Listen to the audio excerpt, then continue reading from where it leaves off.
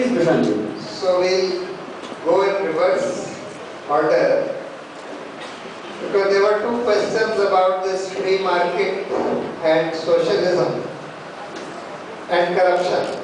So the two young people who said that it is socialistic policies which have created corruption.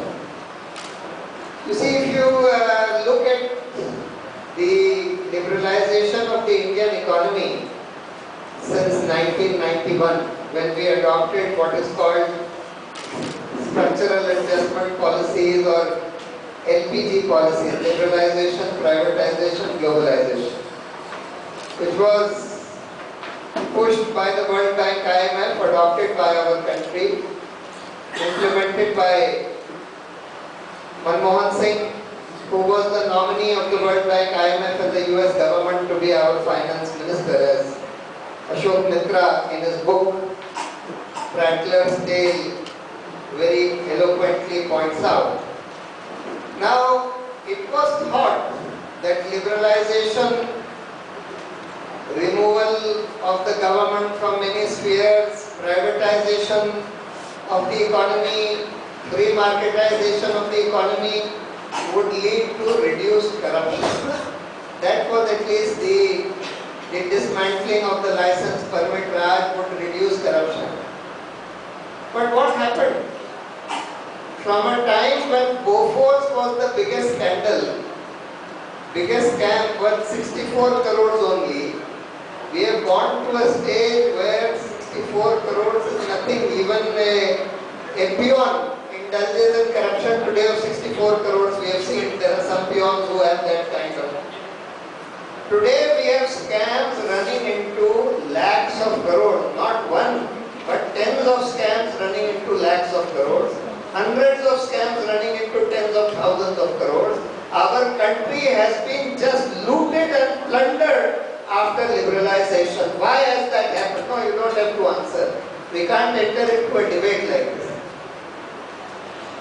Why has it happened? This is important to understand. Why is it that precisely those economic policies of liberalization, privatization, globalization have led to a 100-fold or 1,000-fold increase in corruption to a stage where this whole country has become a handmaiden in the hands of these crony capitalists like Reliance, like the Mittals, like Jindal and so on, or the Reddy brothers, that they have come to control not only all the political parties, they openly say that Congress to ab apni dukaan hai, not just Congress.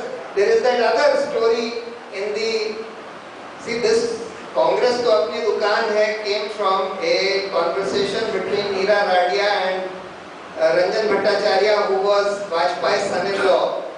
It's amazing that Vajpayee's son-in-law was discussing with Meera Radia as to how he could help in framing the cabinet of the UPA in 2009. And in that he says, I met Mukesh Ambani the other day and he told me Congress to ab apni dukaan hai. There is another conversation between Meera Radia and N.K. Singh, who was our finance secretary, who became our member planning commission, who thereafter became a Rajya Sabha member of the JDU party, in which N.K. Singh tells Meera Radia that look, these days I am working on this retrospective tax concession bill that Pranab Mukherjee has introduced in Parliament. This will benefit our company. He talks as if Reliance is his company, as if he is an employee of Reliance. He said this will benefit our company enormously, tens of thousands of crores in retrospective tax concessions. But he says, I am worried about Arun Shourie. I have heard that Arun Shourie is going to speak in the Rajya Sabha to oppose this bill.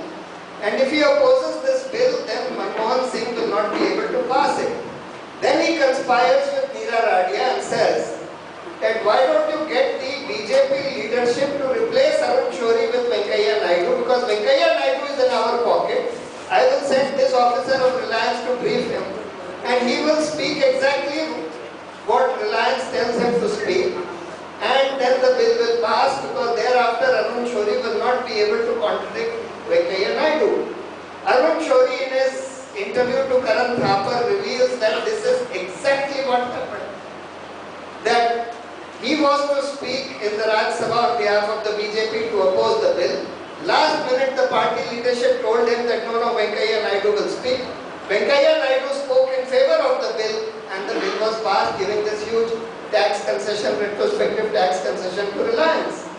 This shows that crony capitalism, which is a direct outgrowth of this kind of neoliberal free market policies which were followed, has led this country to a stage where this entire ruling establishment of this country has become a puppet in the hands of the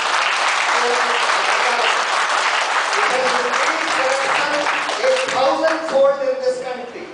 That is because a new kind of business has been started in this country, a business which was unheard of in the time of the license permit Raj, and this is called the business of transferring capital resources worth lakhs of crores from the government to private hands. And this business is tailor-made for promoting huge corruption, because earlier you could only get a bribe from the profit that a company could hope to make from the license that he was getting. Suppose somebody needed a license to start a shoe factory, and the turnover of that company would be maximum 100 crores, and he was going to make a profit of 10 crores. He would give you 1 or 2 crores as bribe by way of some percentage of his prospective profits for getting that license. Today, a completely new kind of business which didn't exist at that time prior to liberalization was opened up because of liberalization. And as I said, that is the business of transferring capital assets worth tens of thousands of crores or lakhs of crores for a song to private corporations and private people. National assets. And these assets are not only mines and minerals, oil and gas. These are land, these are water, these are forests, these are this spectrum, these are every kind of asset. Public sector corporations, this PD, this drugs company, what was it called? IDPL. IDPL was transferred to Reliance for less money than the cash that they had in their bank. They had more cash in their bank than the amount for which the company was transferred to Reliance. So therefore, a company having assets of at least 16,000 crores worth of land was given away for 3,000 crores. They had more than 3,500 crores in cash in their bank to Reliance. So this kind of liberalization has led to a quantum leap of 3 orders of magnitude in corruption. And therefore for people to say that this going back to a socialist model is going to increase corruption is absurd. In fact, what we are saying is that we will stop this kind of loot of this country that has been going on.